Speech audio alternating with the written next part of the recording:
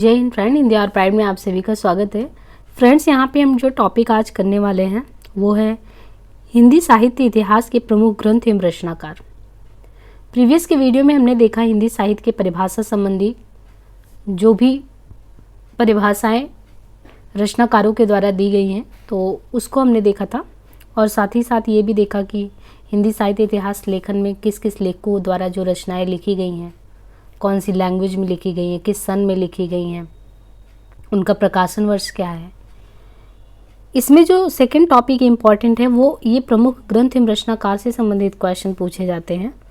पूछने का पैटर्न भी यही होता है कि कभी प्रकाशन वर्ष पूछ लिया जाता है या आपको ग्रंथ दे के रचनाकारों के नाम पूछ लिए जाते हैं।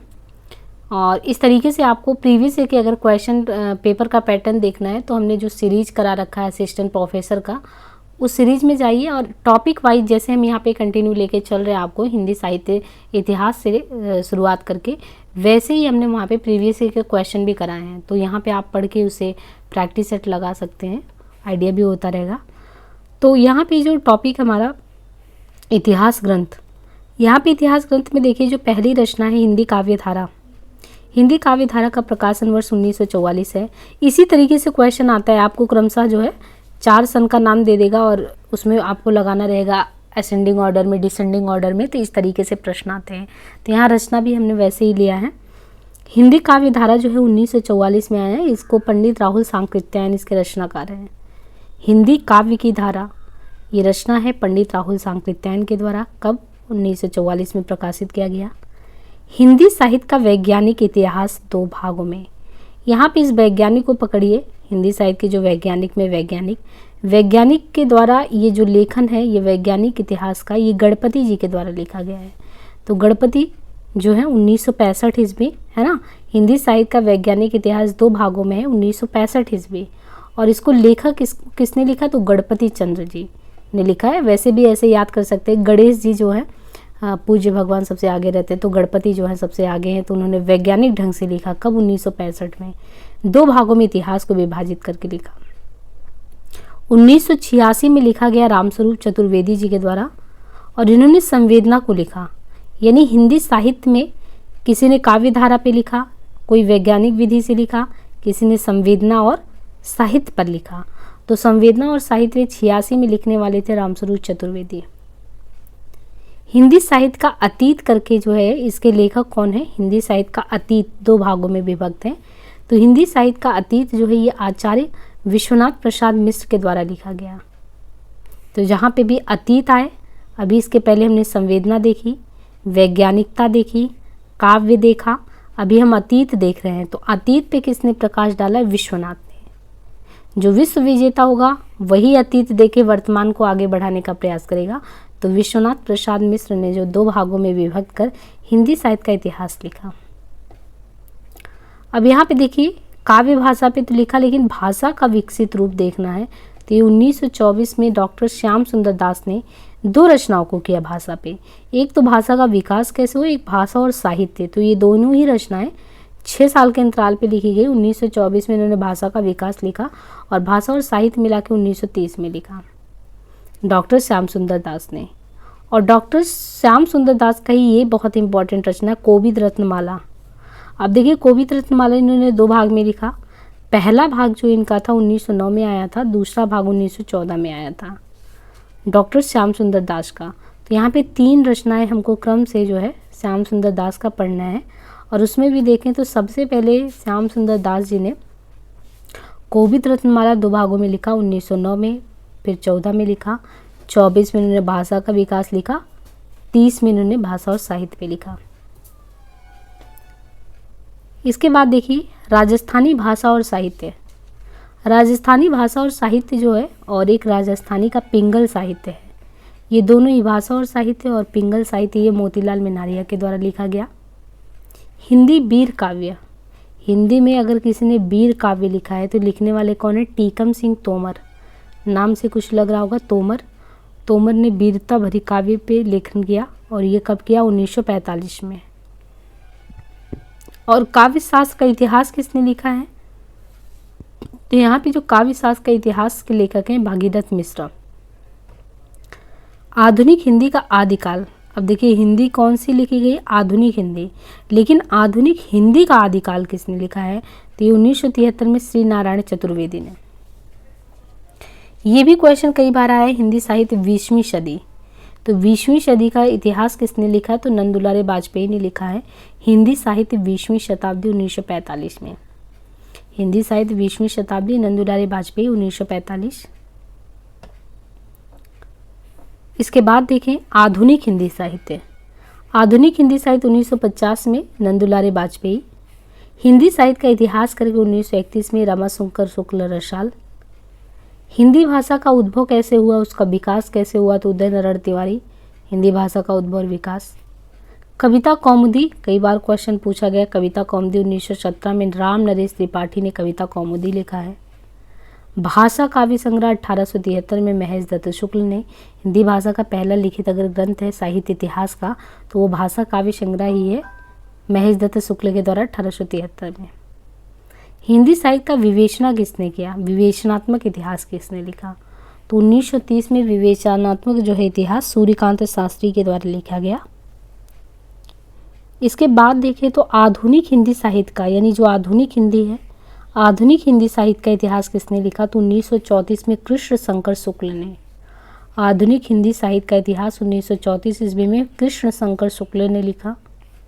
Modern Hindi literature, modern Hindi का जो लिटरेचर लिखा गया 1939 ईस्वी, डॉक्टर इंद्रनाथ मदान।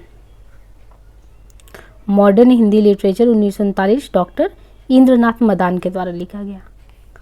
आधुनिक हिंदी साहित्य 1941 ईस्वी, लक्ष्मी सागर वारसियर के द्वारा लिखा गया आधुनिक हिंदी साहित्य। ब्रज माधुरी सार 1923 ईस्वी, वियोगी हरि के द्वारा 1923 में लिखा गया ब्रज माधुरी सार।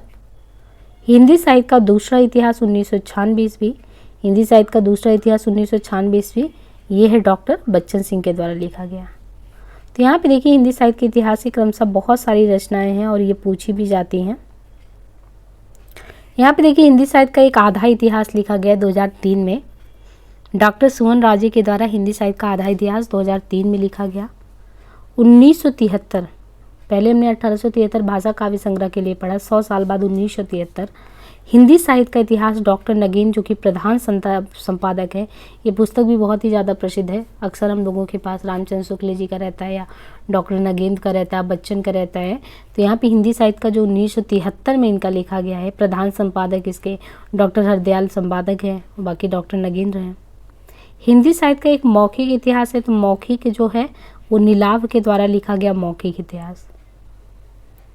हिंदी साहित्य का ओझल नारी इतिहास, देखिए नारी के मुद्दे पे लिखा गया है, इतिहास में जगह दी गई, तो ये 13 में दिया गया 2013 में।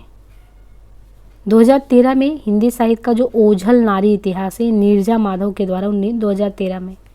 हिंदी भाषा और साहित्य का इतिहास, तो भाषा और साहित्य पे और भी लेखक ने लिखा है, लेकिन चतुर्सेन शास्त्री का भी लिखा गया है। एक रचना है रीति काव्य की भूमिका। यहाँ पे देखिए रीति काव्य की भूमिका ये डॉक्टर नगेंद्र के द्वारा लिखी गई है। हिंदी साहित्य का नया इतिहास, तो हिंदी साहित्य का जो नया इतिहास लिखा गया है, ये नया इतिहास 1996 में लिखा गया रामखिलावन पांडे के द्वारा, हिंदी साहित्य का नया इतिहास। आधुनिक हिंदी साहित्य का इतिहास, तो आधुनिक हिंदी साहित्य का डॉक्टर बच्चन सिंह ने आधुनिक हिंदी साहित्य का लिखा आधुनिक साहित्य की प्रवृत्तियाँ। तो हिंदी साहित्य, आधुनिक हिंदी साहित्य लिखा बच्चन सिंह ने, और आधुनिक साहित्य जो उसकी प्रवृत्तियाँ, उसकी विशेषताएं 1954 में नामोर सिंह के द्वारा लिखा गया। एक आधुनिक साहित्य 1950 में रचना आई, ये आचार्य नंदुलारे वाजपेयी के द्वारा आधुनिक साहित्य।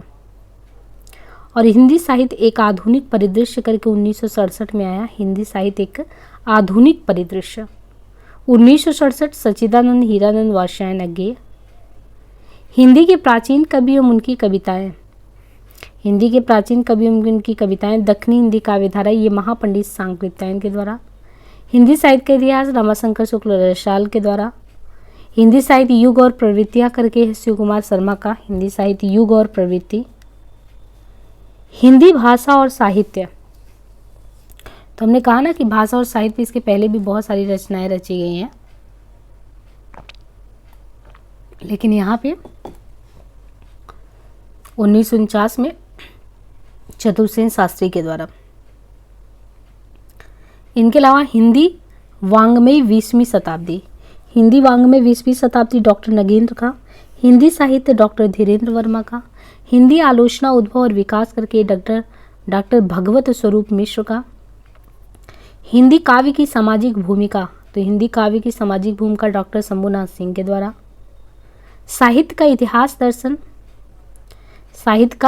1960 नलिन विलोचन शर्मा, हिंदी साहित्य का सुबोध इतिहास 1938 डॉक्टर गुलाब राय, हिंदी काव्य विमर्श डॉक्टर गुलाब राय, हिंदी साहित्य विमर्श पद्मलाल पुन्नालाल बख्शी, हिंदी भाषा और उसके साहित्य का इतिहास 1934 अयोध्या सिंह उपाध्याय हरिऔध, हिंदी साहित्य की कहानी प्रभाकर मांचवे,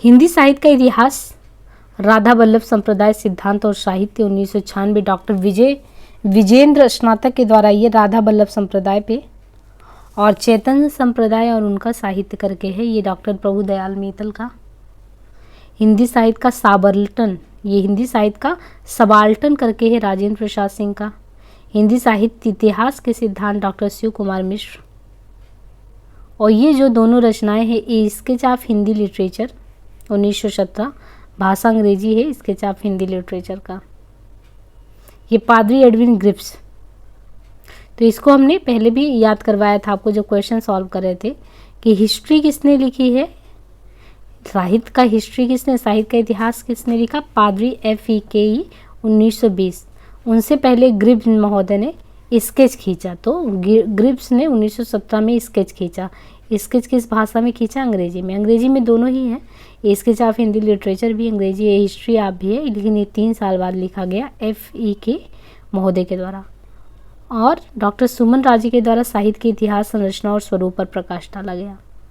तो यहाँ पे देखिए हमने जो भी क्रमशः यहाँ पे रचनाओं पे बात की है, इतिहास ग्रंथ, साथ ही इतिहास ग्रंथों के प्रकाशन वर्ष, रचनाकार है ना, उनके इतिहास, तो इस तरीके से हमें जो है इन टॉपिक को कवर करना है, और उम्मीद है कि ये सेशन आपके लिए बहुत ही यूजफुल रहने वाला है। आगामी एग्ज़ाम को ध्यान में रखते हुए आपको ज़्यादा से ज़्यादा फैक्ट को मेमोराइज करना है लास्ट में कॉन्सेप्चुअल पढ़ने के बाद, और इसके बाद जो हमने जो प्रैक्टिस सेट करवाया असिस्टेंट प्रोफेसर वाला, उससे आप टॉपिक वाइज से प्रैक्टिस सेट करते जाइए, बिल्कुल जैसे हमने यहाँ पे हम पढ़ा रहे हैं तो वैसे ही हमने वहाँ पे प्रैक्टिस सेट सॉल्व कराया है। तो उम्मीद है वो सेशन भी आपके लिए बहुत ही यूजफुल रहने वाला है। जैसा भी होगा आप सभी कमेंट में ज़रूर बताइए। धन्यवाद।